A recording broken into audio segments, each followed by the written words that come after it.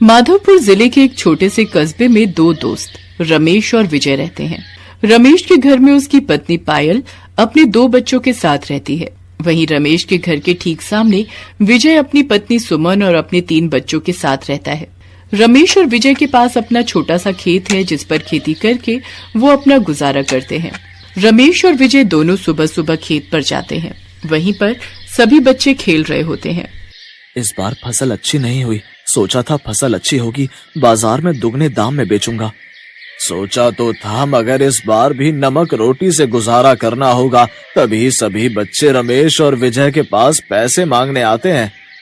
अरे अरे, पहले तुम सब शांत हो जाओ, सबको दूंगा। लेकिन पैसे नहीं, रात की बासी रोटियां। ये देख सभी बच्चे उदास हो जाते हैं और उन सब बच्चों में से विजय का बेटा गौरव कहता है, बाबा हम कब तक ऐसी गरीबी में जिएंगे। रमेश, विजय और सभी बच्चे घर आ गए। तभी उनके घर के सामने एक बड़ी सी गाड़ी आकर रुकी। गाड़ी में हमेशा की तरह बाबूराम और राजरानी मैडम शहर के जाने माने रईस खानदान से हैं। कस्बे में आकर सभी बच्चों से मिलते हैं। वो हमेशा बच्चों के लिए नए नए कपड़े और चॉकलेट लाते हैं। आज भी वो कपड़े और चॉकलेट लेकर आए। चलो अच्छा हुआ, कम से कम तुम लोगों को चॉकलेट नसीब तो हुई, वरना हम गरीब के नसीब में कहाँ चॉकलेट। भाई हम लोगों ने तो बासी रोटी और नमक ही जाना है। अगले ही दिन राजरानी और बाबूराम दोनों बच्चों से मिलने आते हैं। राजरानी, हमारी शादी को 10 साल हो गए हैं, अभी तक हमारी कोई औलाद नहीं। तुम तो मुझे मेरे खानदान का वारिस भी नहीं दे पाओगी। तो जाओ गौरव के घर वालों से बात करो, मैं उसे अपने खानदान का वारिस बनाऊंगा। ठीक है, मुझे भी गौरव पसंद है। गौरव राजरानी को विजय और सुमन से मिलवाता है। जी नमस्ते, आपका बेटा गौरव बहुत प्यारा बच्चा है। मुझे गौरव को लेकर आपसे कुछ बात करनी है। जी कहिए, क्या बात करनी है? दरअसल बात यह है कि हमारी कोई औलाद नहीं है, इसलिए हम गौरव को गोद लेना चाहते हैं। मतलब क्या है तुम्हारा? मैं अपना बेटा तुम्हें दे दूं? नहीं, ऐसा कुछ नहीं है, मैं आपको समझाता हूँ। मैं गौरव को अपने साथ ले जाऊंगा, अपने खानदान का वारिस बनाऊंगा, उसे अच्छी शिक्षा दूंगा। और ऐसा नहीं कि वो आपका बेटा नहीं रहेगा, आपका जब मन करे उससे मिलने आ सकते हैं। इसलिए तुम रोज हमारे बच्चों से मिलने आती हो, और उनके लिए अलग अलग चीजें लेकर आती थी। तो ये तरकीब थी तुम्हारी, ताकि बच्चे तुम्हारे लालच में आ सके। चले जाओ यहाँ से, मैं भूखे मर जाऊंगी पर अपने बेटे का सौदा कभी नहीं करूंगी। और तभी विजय और सुमन बच्चे को लेकर अंदर चले जाते हैं। राजरानी और बाबूराम दोनों निराश होकर अपनी कार की तरफ जाते हैं। वहीं दूसरी ओर रमेश और पायल ये सब देख रहे होते हैं। तभी पायल अपने बेटे को राजरानी के पास भेजती है। बबलू पीछे से आकर राजरानी की साड़ी पकड़ लेता है। राजरानी बाबूराम से कहती है, देखो ना, ये बच्चा भी कितना प्यारा लग रहा है। कोई फायदा नहीं, यहाँ कोई भी अपना बच्चा गोद नहीं देगा। चलो यहाँ से। एक बार बात तो करके देखो, शायद मान जाए। ठीक है। राजरानी और बाबूराम पायल के पास जाते हैं। क्या नाम है इस बच्चे का? बबलू नाम है इसका, और ये मेरा ही बेटा है। अच्छा, क्या हम आपके बेटे बबलू को गोद ले सकते हैं? आप बदले में जितने चाहें उतने रुपए ले सकते हैं। ठीक है, हम बबलू को आपको दे देंगे। उसके बदले में आप हमें हर महीने 5,000 रुपए देंगे। मुझे मंजूर है, ये लो 5,000 रुपए इस महीने के, और हर महीने तुम्हारे पैसे तुम्हें मिल जाया करेंगे। जैसे ही बाबूराम और राजरानी बबलू को लेकर जाते हैं, वैसे ही सुमन और विजय बाहर आते हैं और ये सब देखकर रमेश से कहते हैं, रमेश, ये तुमने क्या किया? अपने बेटे को ही बेच दिया।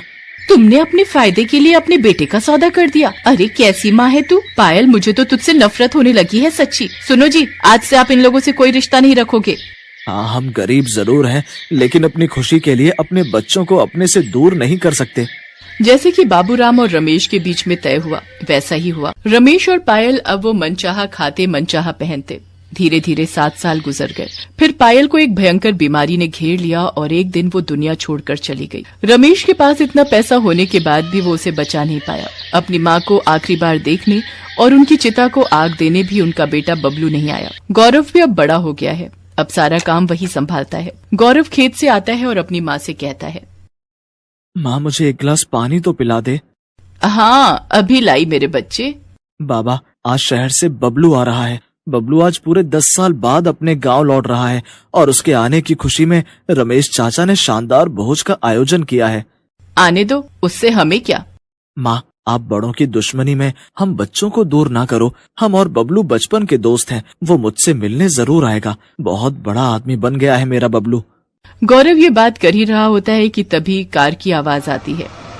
शायद बबलू आ गया माँ, मैं अभी आता हूँ। अरे बबलू, तू आ गया, कितना बड़ा आदमी बन गया रे तू। कौन हो तुम? दूर रहो मुझसे, गरीब कहीं का, मेरे कपड़े खराब हो जाएंगे। बबलू की ऐसी बातें सुनकर गौरव को बहुत बुरा लगता है। इतना कहकर बबलू अपने बाबा से मिलता है और अपनी माँ के अंतिम संस्कार में न आने के कारण माफी मांगता है और बहुत पछताता है। मिल आया बबलू से, चल अब तो खाना खा ले। देख देख, आज कितने सालों बाद मैंने तेरे लिए टमाटर की चटनी बनाई है। गौरव गुस्से में खाना फेंक देता है। रोज रोज ये खाना भी कोई खाना हुआ? आप लोगों ने मिलकर मेरी जिंदगी बर्बाद कर दी। ये तू क्या कह रहा है बेटा? हाँ, आप दोनों ने अपने फायदे के लिए मुझे राजरानी मैडम के साथ नहीं भेजा। मैडम पहले मुझे ही ले जाने वाली थी। काश उस वक्त मैं चला जाता तो आज मैं भी बहुत बड़ा आदमी होता। ये सब आपकी गलती है। ऐसा नहीं है बेटा, हम तुझको खुद से दूर नहीं करना चाहते थे। तो अब आपको ये सजा मिलेगी। मैं अभी ये घर छोड़कर जा रहा हूँ। नहीं रहना मुझे आप जैसे मतलबी माँ बाप के साथ, जिसने अपनी खुशियों के लिए मेरी खुशियों में आग लगा दी। इतना कहकर गौरव घर के बाहर आ जाता है। गौरव के सामने बबलू की गाड़ी खड़ी होती है और वो गुस्से में बबलू की पूरी गाड़ी को जला देता है। आग को देखकर सभी लोग घर से बाहर आ जाते हैं। गौरव के हाथ में माचिस देख वहाँ पर मौजूद सभी लोग समझ गए कि गाड़ी में आग गौरव ने लगाई है। ये क्या किया तुमने? मैं तुम्हें अभी पुलिस के हवाले करता हूँ। सुमन और विजय दोनों बाबूराम के पैर पकड़कर माफी मांगने लगते हैं और कहते हैं, मेरे बेटे को माफ कर दो साहब, उसे पुलिस के हवाले मत करो। हाँ साहब, पूरी जिंदगी बर्बाद हो जाएगी। आप चाहे तो हम दोनों को जेल भेज दें, पर मेरे बेटे को नहीं। मेरे बेटे को छोड़ दीजिए साहब। माँ बाप का ऐसा प्यार और त्याग देखकर गौरव की आंखों में आंसू आ गए और उसे अपनी गलती का पछतावा होता है।